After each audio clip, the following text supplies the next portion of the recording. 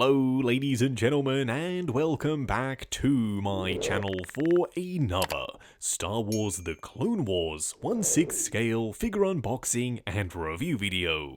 Now today I am oh so excited to be finally taking a look at none other than Anakin with his STAP. For those of you who don't know, this is my all-time favourite look for Anakin Skywalker. Now I got mine from toyswonderland.com. Link for that is in the description below. They have 12-month installment plans and a points-based reward system. If you do enjoy seeing early Hot Toys unboxing and review videos, why not hit that subscribe and bell notification icon so you're notified as soon as a new review goes live on the channel.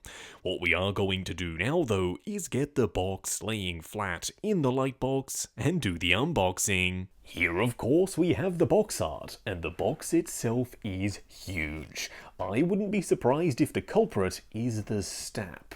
Now if you do get the version of Anakin without the STAP, the box is going to be regular sized. Up front and center, Anakin riding the STAP, same thing down below on this gorgeous blue and yellow wraparound banner, and then a full body shot of Anakin on the side of the box. On the back, you do have all of the various warnings and legal information. Now, on the inside is where you get the real artwork. An image of Anakin and that STAP once again, plus a bunch of special effects. I'm absolutely loving this artwork. On the inside, as you can see, Anakin doesn't take up a ton of space. Down below in the second level clam tray, you have the display base, plus that absolutely enormous vehicle. I'm super curious to get that out here. This also might be the first time ever that we have a Star Wars logo embossed into the plastic clam tray. But we're not really here to dissect the clam tray, we're more here to check out Anakin himself. And first in-hand impressions are very positive. What we are going to do now though is get all of his accessories laid out in the light box and take a closer look at everything he comes with. Here we have all the parts and pieces. Now we will be taking a look at everything that comes with Anakin first, just in case you decided not to go with the STAP. And then we'll bring the STAP out here and take a look at it. Starting off with the display base, this should be a very familiar sight. It's the usual Hot Toys rectangular style base, some metal grate flooring detail up top, and then Anakin Skywalker etched into a metal nameplate. Now I would have loved to have had Clone Wars Anakin Skywalker, but this works just fine. Up top we do have a regular crotch grabber. Interestingly enough, you do get two different versions of Anakin's Clone Wars armor. The one on the left does have a kick up towards the end of the shoulder, and these side pieces are articulated. When you do spread them out, there is even some detail painted underneath. This one, I think, is inspired by Star Wars Battlefront. It just looks slightly more realistic. It's got a metal finish underneath, plus a bunch of weathering on the surface. Whereas the other doesn't have any articulation, it's one fixed solid piece, and this is a lot more of a bluish grey. Now the collar is a lot larger and it does slope down towards the shoulders. In fact, the entire armor piece is a lot longer, but it's not as wide. Now they both have the same Velcro attachment on the inside, which means they are both compatible with his cape. The same thing can be said for his shoulder pads. The one that goes with the Battlefront armor is a lot larger, and the Jedi Order symbol is sculpted, it's embossed into the surface. Whereas the animation version is a lot smaller, it's a bluish grey, and the Jedi symbol is raised. Now I guess you could mix and match depending on which look you prefer, but for me I think for now I'm going to be going with the animation look. You do also, of course, have some Velcro on the inside. To go along with his armor, you do get a couple of cloth options. The first one is a poncho, just like we got with Qui-Gon Jinn. I like how it's distressed. You can tell the pattern isn't brand new, it's starting to wear away. It's also fully wired along the bottom and along the sides. Don't worry, we will try this on him a little bit later on. But by far the coolest piece for me is his cape. Now, I did a little bit of research. I have seen all of Clone Wars, both the 2D and 3D version, and as far as I'm aware, In the 3D animation, he never wore this cape. In the 2D version, I did see him wearing a cape, but his outfit was a little bit different and he had the shorter hair from Attack of the Clones. Now the fabric is that very soft, supple, light Jedi robe fabric, and there aren't any wires, it simply drapes behind him. Now it does attach with Velcro, and as you saw with the armor plating, they both also have Velcro on the inside, so you can use this with either of the two armor options. Just like most of the other Jedi figures, you also get a handheld hologram projector, and 3 holograms to go with it. The sculpt work is crisp and clean. I do like the copper and the silver metallic finish. You do have a peg port on top, so you can peg in your holograms. You do get Obi-Wan, Ahsoka in her Season 7 Clone Wars outfit, and a teeny tiny little Yoda. I've always really liked these holograms. They do look very realistic. They've got the texture on the surface, so they do look like a teeny tiny little hologram projection. The only complaint I have is, why is Ahsoka wearing her Season 7 outfit? Technically, she should be wearing an earlier outfit if Anakin was going to be in this armor, but I guess that's a bit of a nitpick. Now you can just peg it into the projector. Just be careful, I have seen some people break the pegs on their holograms because they are very tiny. I don't know how often Anakin used droid popper grenades, but you do get a half one and a full one. I guess you could call this a thermal detonator. Either way, they look great. I love the red dot up on top, and there is a ton of texture sculpted into the handle section where you'd actually activate the thermal detonator. Now, I would have loved to have seen a magnet here so you could magnetize it to your display, but I guess just having it on the floor works just as well. Something that we've seen a bunch of times is Anakin's lightsaber. I mean, they've made this so many times that they've gotten it down to a science. The texture on the grip, the little details on the activation switch, and the pop of copper on the front and on the side. Now, you do have to peg in this little belt attachment, and mine sticks out very far. Now, I could probably push that in all the way and it would sit nice and flush, but I would never ever be able to get that out again. That peg hole is very tight. Now you do have a very light blue blade. Comparing it to a previous Luke or Anakin's lightsaber, this one actually comes with the DX07. As you can see, the blades used to be a lot more vibrant. Now, I don't know why Hot Toys is getting lighter and lighter as they go. Do let me know which look you prefer. For me, I would have absolutely gone with a deeper, richer blue. Now, you can remove the blade if you just want to display the hilt on his belt, or you can peg in the swooshing effect, and I absolutely love this. It's a lightsaber in motion. One side is a little bit more of a saturated blue, and the other is slightly more transparent. Because the blue is getting so light though, it almost looks entirely transparent. I'm hoping Hot Toys start to make their way back to something more along the lines of this, because yes, it is a very stark difference. Now, something that I personally don't really love is the light-up lightsaber arm, but I know some people really do. You do have a battery compartment on the inside of the forearm and a light switch. When you flick it, as you can see, the lightsaber does look a lot more vibrant. And yes, you can use either the swooshing blade or just the regular straight up and down one on the included hilt. Now, this is a fully sculpted piece. You cannot remove this hilt from the hand, which makes perfect sense because there are electronics connecting to this battery compartment on the forearm. Now, you do have a double bend elbow, which means you will have to completely detach the existing forearm from the top of the elbow joint. It's a daunting task, but just take your time and I'm sure you're going to be fine. I have seen some people's clips break on previous Anakin figures, so as I said, take your time. Now, if you are wondering what this looks like with the lights in the lightbox turned off, here we have it, and as you can see, it doesn't do a terrible job of looking like a lightsaber blade. Now, it's not super vibrant like some of those custom CCFL blades. Those are my all-time favorite for 1/6 scale lightsabers, but this could absolutely work in a pinch. If you're waiting for your custom one to come in and you want to have the lightsabers lit up for some action figure photography, yeah, this could absolutely work. Lastly, you do get a full array of gloved hands for both sides. Usually we get Anakin wearing a glove only on the side where his hand was cut off, but in the Clone Wars, I guess he wanted to keep both hands warm. Now, one side is done in a very dark brown and the other is black. Now, initially you may not have even noticed the difference, but trust me, when you see the gauntlets and the color difference there, then yes, the hands will accent them perfectly. They do a decent enough job of looking like leather gloves. There's some sculpting on the surface with wrinkles and also some ribbing on the back of the hands. What we are going to do now though is get the STAP itself out here and take a closer look. Here we have the STAP and the display base. Now, starting off with the base first, it's extremely simple. It's a circular style base with some details sculpted in up top and a single peg point for the STAP.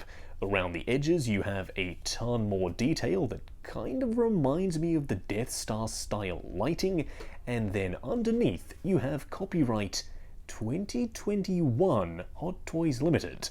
I'm curious, how long have these Anakin and STAP figures been sitting around in the boxes? I guess since 2021. The good thing is this display base is weighted. That means when you have the STAP pegged in with Anakin on top, it's going to be a little bit top heavy, but this display base should keep it nice and planted. Next up we have the STAP. This is a very lightweight plastic piece, which is a good thing considering it literally is held up by one single rod. I'm pleased to report the rod is made of metal. I wouldn't be surprised if it extends up into the chassis of the STAP to make it even more sturdy. Speaking of the chassis, I absolutely love the way this is painted. Or I guess I should say printed, because none of this texture on the surface is visceral. You can't actually feel it. It's all printed. But that doesn't mean it looks bad. It absolutely doesn't. It is gorgeous. There are multiple layers. You can see some darker, dirtier, grimy sections, some lighter sections, and some scuff marks over the top. The same thing can be said for the gunmetal sections with some lighter silver dry brushing. Now the STAP does have some articulation, meaning you can move the top piece forward and back. It also has some light up effects in the engine thrusters. You simply flip the switch and they illuminate beautifully, both front and back. Now I wish there was some way of Hot Toys transferring power from the display base all the way up into the STAP via this connection point, but I guess the engineering would have been a little bit too complex. Now the only other time I've seen this paint scheme for a STAP is in a super deformed version of Anakin that came with a STAP as well. I'm pretty sure they called them micro fighters or something like that.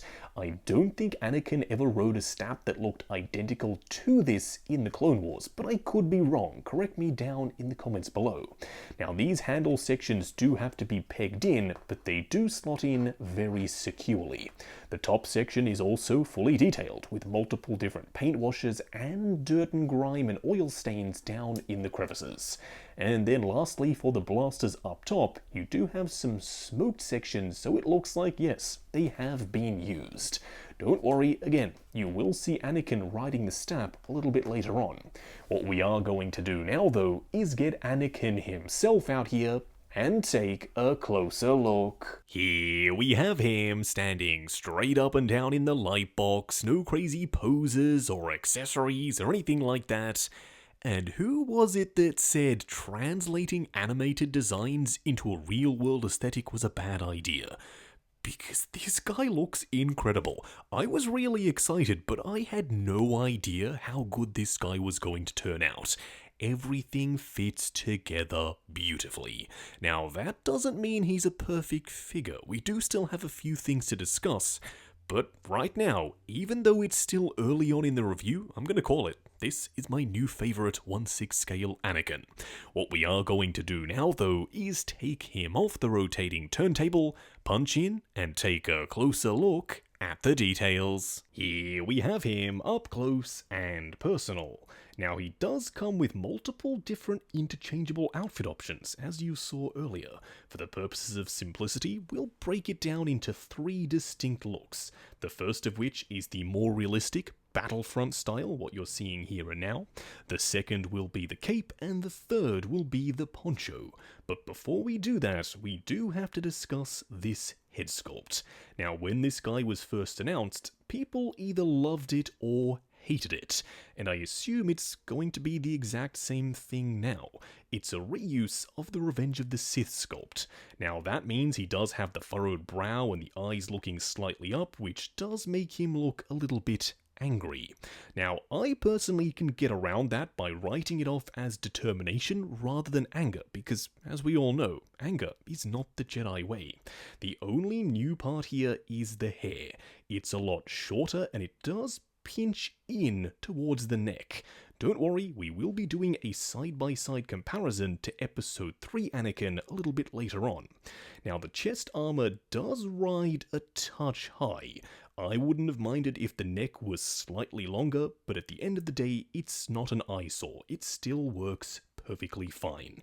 The texture on the surface, the battle damage, and the fact that you do get some articulation will definitely help for posing. He also has an asymmetrical design for these pads right here. One side doesn't have the Jedi Order symbol, whereas the other side does. Now, his robes are all made of fabric. I absolutely adore this dark maroon color. It's something that we don't see very often in Star Wars, and it's absolutely going to help him pop in the display. So too is the blue. It's a little bit more vibrant than I was expecting, but that's not a bad thing. Again, this is going to pop. Now, the belt is velcroed in place around the back, so if you wanted to, you could technically remove it and reposition it, because as you can see, it does start to buckle just a little. Speaking of the buckle, it is a very shiny silver metallic, and the rest of the belt is all pleather.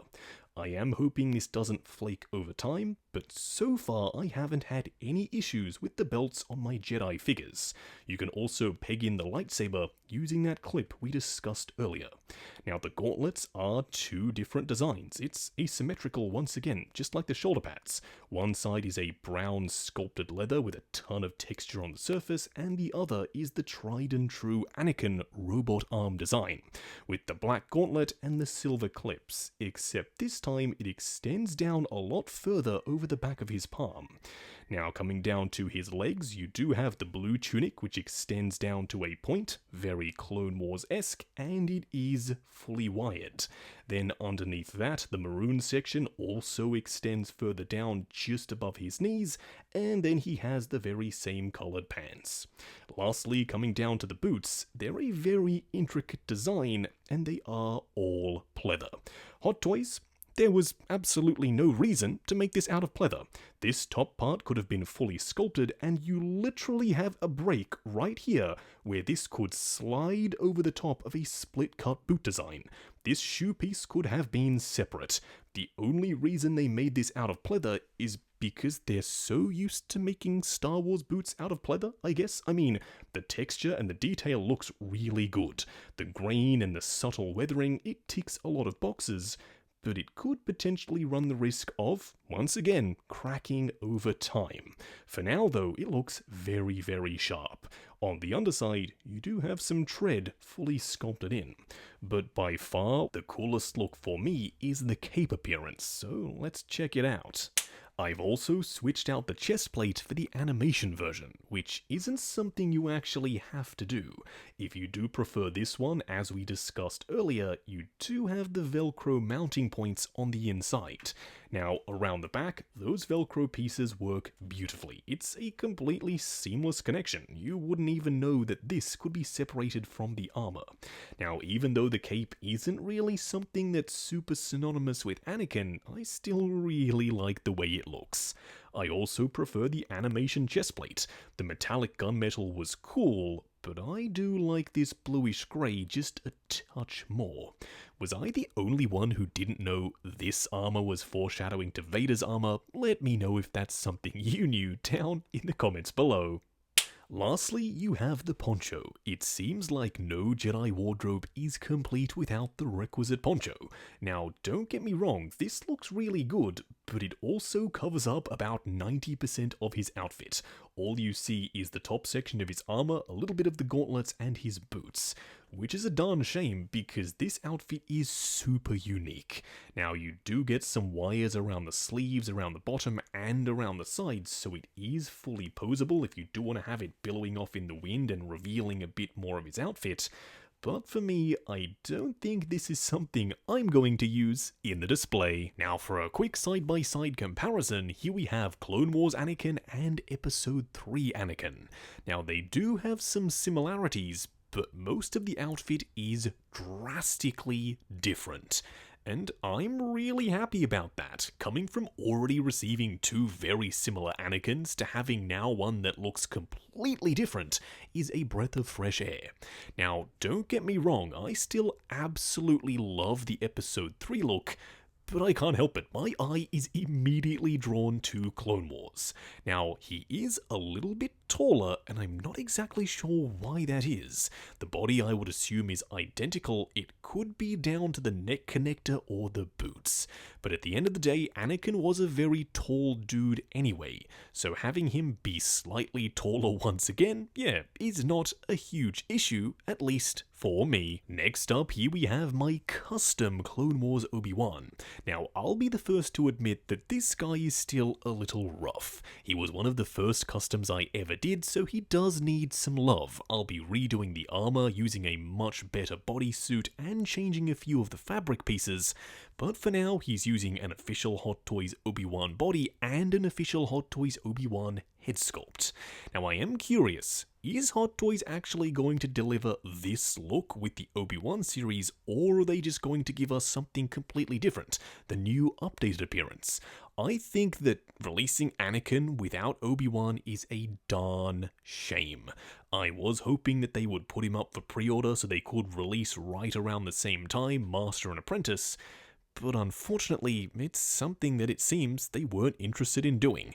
At the end of the day, this isn't a super tricky custom to try and tackle yourself, but as I said, mine is still a work in progress. Moving on to Ahsoka. Now I know, this is her look from Season 7, and this look for Anakin is from the earlier seasons, so technically they don't really go together, but they're both from the Clone Wars, so they're going to go in my Clone Wars display.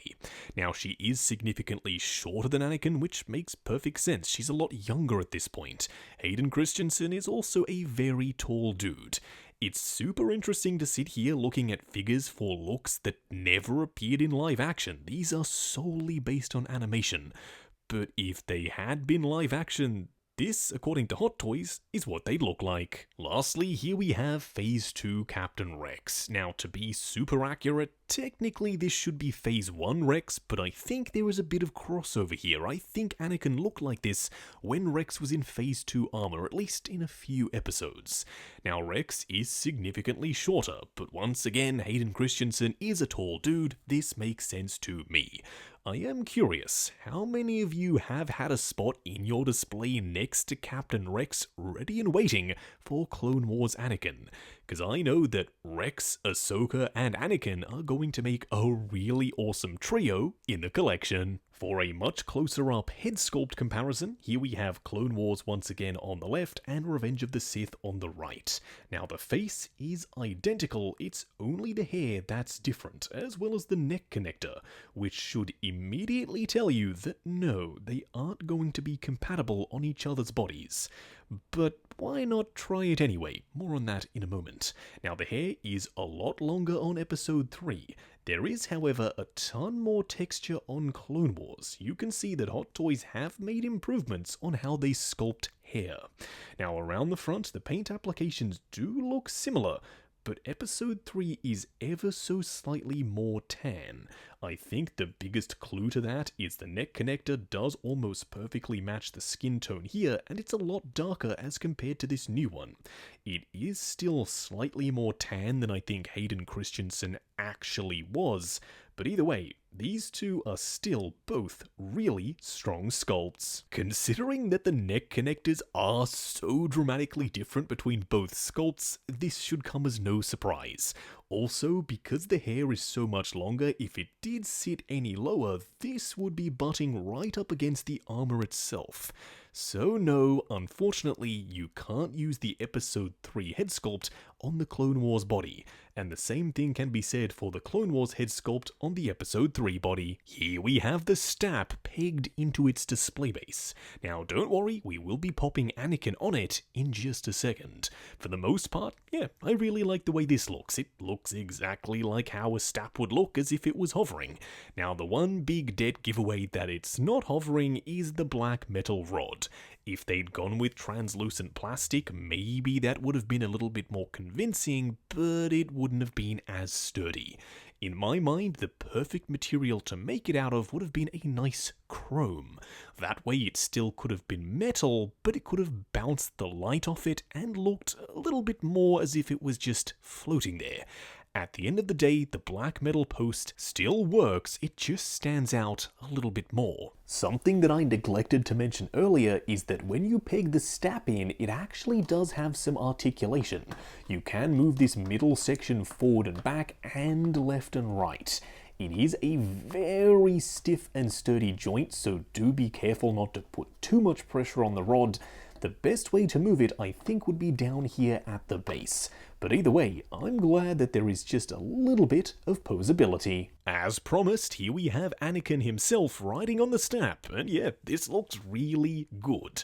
The only complaint would be that the STAP is absolutely massive, which I guess I should have known going in. I don't know as of yet if I'm going to be able to budget the space in the display to make this happen, but it looks really good, so I'm tempted to do just that. Now, Anakin's outfit being made of fabric means you can pretty much perfectly get him in the pose required to pop him on the STAP. Now, you do have to manipulate the pleather boots, which could be a little risky depending on how old the figure is. Right now, it's perfectly fine, they are nice and soft and smooth. But as the years go by, they will start to get a little bit more brittle, so I don't know if this is something you can do for the long term. Also, be careful with the handlebars, they do seem to be just a little bit fragile. And then lastly, here we have the Sideshow B1 battle droid on the STAP. And I really liked how Anakin looked on the thing, but I like the way this guy looks on it even better. It's as if this was made for a B1 battle droid, which of course it absolutely was. Hot Toys, I see what you're doing. Put out the STAP with Anakin with a figure that's definitely going to sell, that way you can pay off the mold. And then when you get around to reusing it for the battle droids, you can lower the cost a little bit more. I'm all for it, I cannot wait to get a bunch of these STAPs because this battle droid looks incredible standing on this vehicle. I said I was tempted to display Anakin on it, but scrap that. I am now tempted to display this droid on this STAP in the collection. Just going over articulation. Now bear in mind this is my personal copy of the figure, so I'm going to be a little bit more careful. I'm sure when you get yours in hand, you can push the joints slightly further than I am willing to go.